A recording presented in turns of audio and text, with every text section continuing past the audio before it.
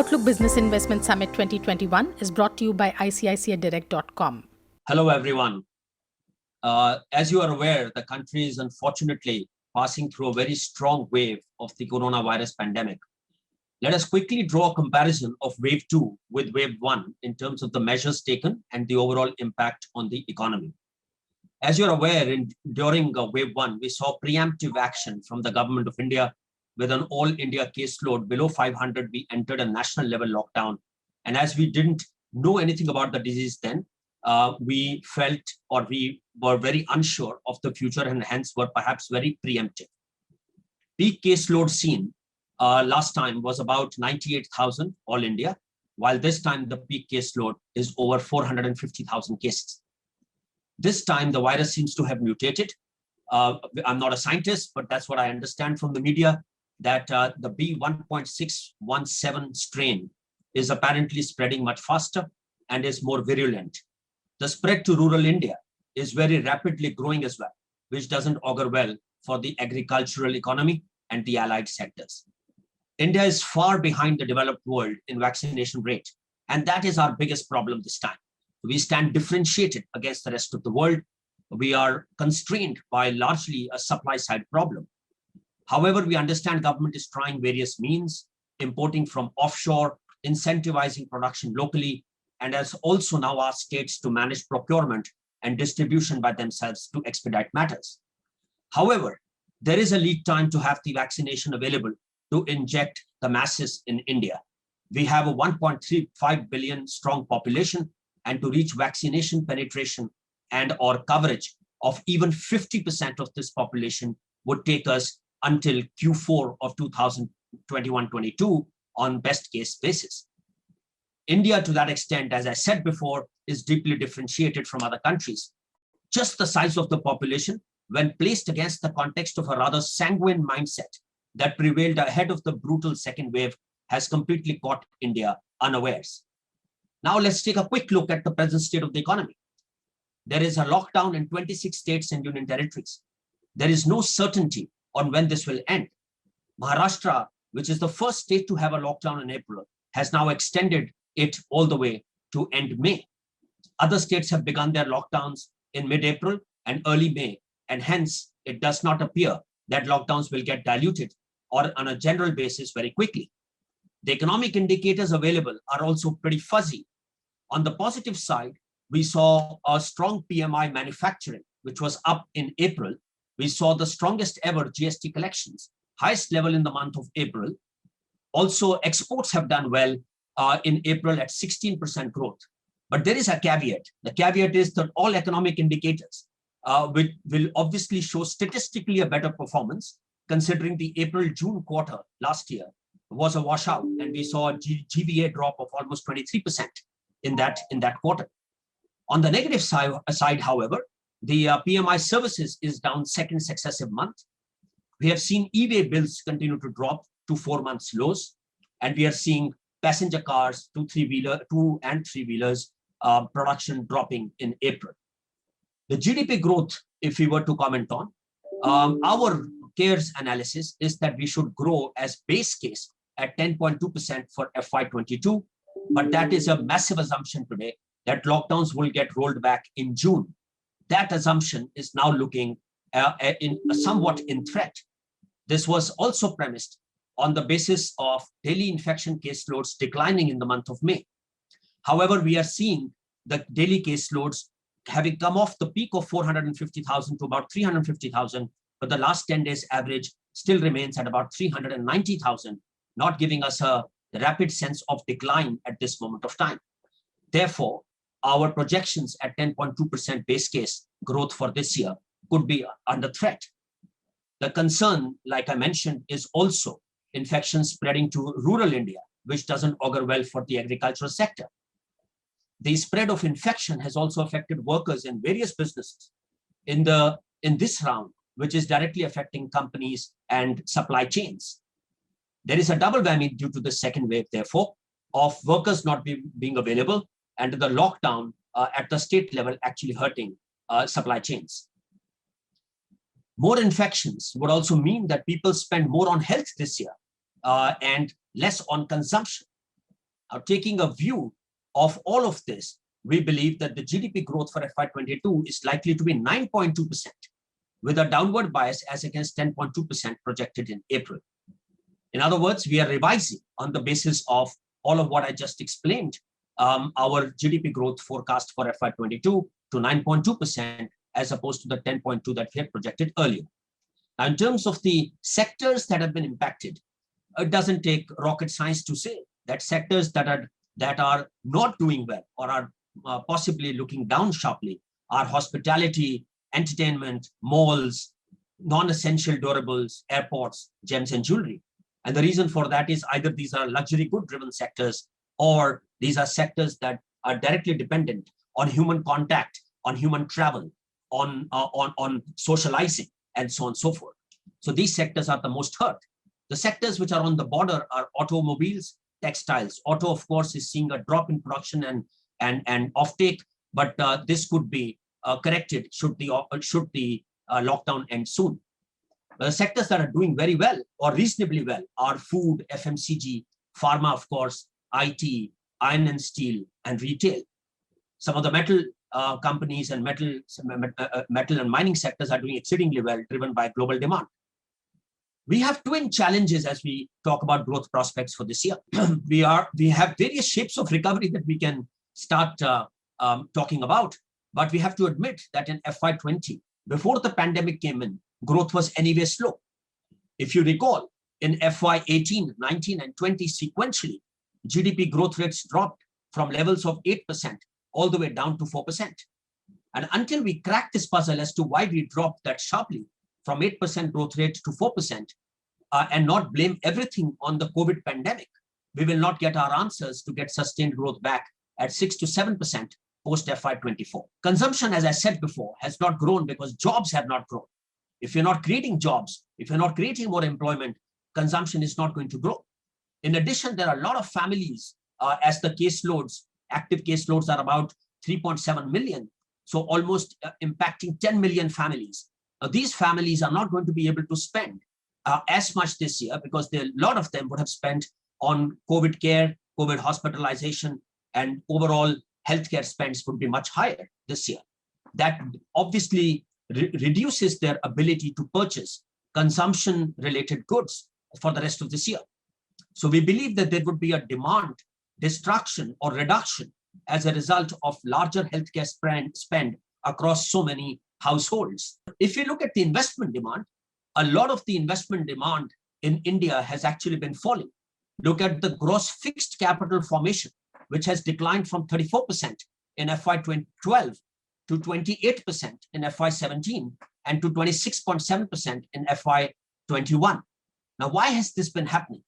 There's surplus capacity everywhere, which means that there is less incentive to invest in the industry. The capacity utilization was 66% in December. In addition, banks have not been most keen to lend, and they're cherry-picking customers given the overhang of the NPA problem in banking. Infrastructure investment was always more public sector oriented than private sector, which makes it even more hard for infrastructure sector in general to borrow. The government has been leading in investments in the past due to the fiscal FRBM constraints and has cut back on capital expenditure to meet targets. As we are aware, this year, the union budget envisaged a growth in capital expenditure to 5.5 lakh crores. But when we adjust that for the defense expenditure of 1.5 to 2 lakh crores, we have only 3.5 to 4 lakh crores of capital expenditure envisaged in FY22 as against a GDP, nominal GDP of 220 lakh crores. So that number still pales as compared to what could be potentially required to galvanize capital expenditure in the economy. Government also provides the environment to invest, but at the end of the day, eventually private sector has to step in, has to chip in very meaningfully. And that will only happen when the demand side picks up sharply, leading to capacity utilizations at higher levels and there being a need to add more capacity. Now let's look at the fiscal action. Now, as you are aware, the fiscal policy this year, the fiscal budget this year is providing for a fiscal deficit number of about 6.8%. And there were expectations of a larger fiscal support from the government earlier. Last year, there was an announcement on Atmanirbhar, and in the West, there have been cash transfers to every citizen, rich or poor, which obviously an emerging market like India with large fiscal imbalances cannot provide. We have chosen, therefore, not to do cash transfers to the poor or to the needy simply because we don't have the resources. We may not expect, therefore, the government to be very aggressive in FY21, in FY21-22, as regards direct spend in propping up the economy is concerned, simply because the resources are quite constrained. And this year, the government has to borrow a gross of 12 lakh crores. We've also seen the Reserve Bank of India step in with a GSAP program to ensure that there is not a major sell-off in the government securities market and is providing significant support to the government securities prices and to the government securities demand in the marketplace. Let's look at the states. States need to provide relief, but states are right now busy with providing all the relief in regard to healthcare as far as the COVID spread is concerned. So we are not seeing those many camps this year, and we are not seeing that much spent from the states in other areas, as their attention has been totally diverted to providing emergency healthcare, as I said before. Now, further, with GDP growth slowing by about 200 basis points, the overall tax revenue to the center is likely to decline by about 30,000 crores this year. On top of that, a food program worth about 25,000 crores has been announced to provide food to about 800 million people, roughly 5 rupees a kilo a month. Now, this additional cost, when combined with the potential decline in tax revenues, will post another burden of 60,000 crores for the center to meet this year. I guess as we go along, there could be more additions to this shortfall, therefore causing further pressure on the fiscal deficit, which is planned at 6.5% this year, to probably hit levels of 7.2 to 7.5% for this year in actual terms. Inflation, as you are aware, has been up. Inflation has moved up from levels of 4% to 5%. The core inflation is heading up to 5%, and CPI readings for the month of March have been at 6%. So one could argue that in terms of real rates, India is now near zero rates on the long term and actually minus 2% on the short term, as the repo rates are in the region of 3 to 4%, whereas inflation is reigning at about 6%. WPI inflation is likely to be more severely hit by commodity cycle run. This is what, again, is a big differentiation of the globe versus India this time. The globe, particularly the Western developed markets, have achieved vaccination rates of 35 to 40%, including partial vaccination. Perhaps you would take this number to about 50%, whereas India is still in a single digit. So the growth cycle in the Western world is actually turning significantly positive. I last heard steel prices in the US are at $1,500, never seen before, at least to my sort of recall. And we used to consider $750 to $800 per ton as probably peak pricing in steel. We are probably seeing a double of that in steel prices in the United States. Oil prices are sharply up and are not likely to come down. So overall demand from the West is sharply up, adding to the demand side from China, which grew at 6% plus. And metal prices are moving sharply up. When I last saw, iron ore prices are up 200%. And there are certain other metals like aluminium and copper, which are also up substantially, 50% plus. And all of this will actually drive the commodity prices higher. A lot of people argue, a lot of experts argue, we're getting into a commodity super cycle in FY22. All of this doesn't augur well for inflation, and that could potentially be a significant risk Reserve Bank of India and the other regulators will have to deal with as we move into the second half of this year. Commenting on banking, RBI and liquidity, I think overall liquidity situation has been very well controlled by the central bank. We have had LTROs, we have had specific LTROs, on-tap LTROs, which have not necessarily been very successful, but overall liquidity in the banking system has been in abundance and has not created any constraints for the banking system in general. However, and also the NPAs have been managed reasonably well because banks have been able to raise capital through FY 2021 and have actually been able to manage the gross NPA numbers at around the 8% mark, perhaps fallen to 7.5% by 31st March. And we will also look at net NPAs across the banking industry in the region of 3.5% to 4% across the entire banking sector. So all of that has augured reasonably well. However, if we recall, in the reports of the RBI, there was a concern that NPAs could shoot up. Up to September of 2021, there was a worry that in stress scenarios, we could go up to 13 to 14, perhaps 14.5% NPA rate in the banking system. Now, while that looked very unlikely in the months of January and February, post the virulent second wave of COVID, there could be a chance that NPAs tick up by at least 150 to 200 basis points across the banking system. The credit growth at the same time is likely to be muted, entirely focused on retail, as wholesale in general is not a favored sector for bankers to lend. And that is not a generic statement, but obviously it's a case-by-case situation in banking. However, in general, there is no fund flow required for the long term unless investment demand picks up in the economy.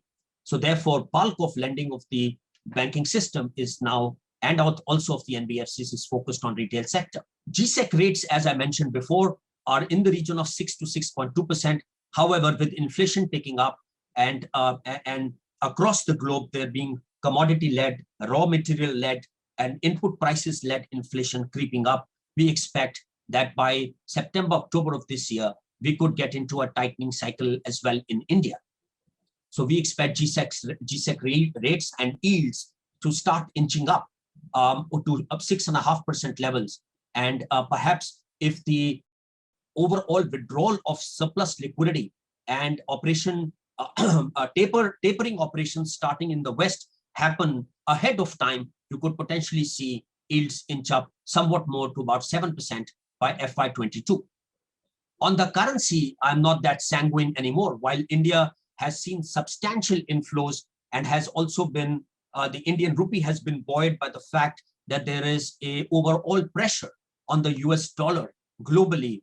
I think Indian rupee is likely to stay bottomed out between 72 and 73 with a sharp risk of downside to levels of 75 and even higher as inflation across the globe is likely to inch up, and that would keep the US dollar supported. So we think currency will be driven more by fundamentals. A widening trade deficit may turn the current account into a deficit situation, which could be a 1.5% this year. And we also believe the capital receipts in the second half of the year could probably get less support, given given that the rest of the world would start to see inflation, and that would also be somewhat negative for the Indian currency and Indian inflows. So overall, these are my views about the impact of the wave 2 on the Indian economy. We stay hopeful that with the efforts that the government is putting in, the overall drive on vaccination will keep the economy going. And even though vaccination, there is no magical solution today, but hopefully starting August, the vaccination rate can actually sharply go up.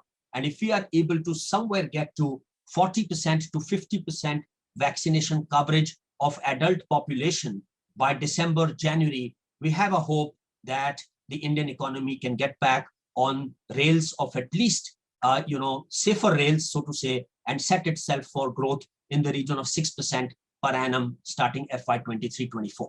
So these are my thoughts. Thank you very much for having me.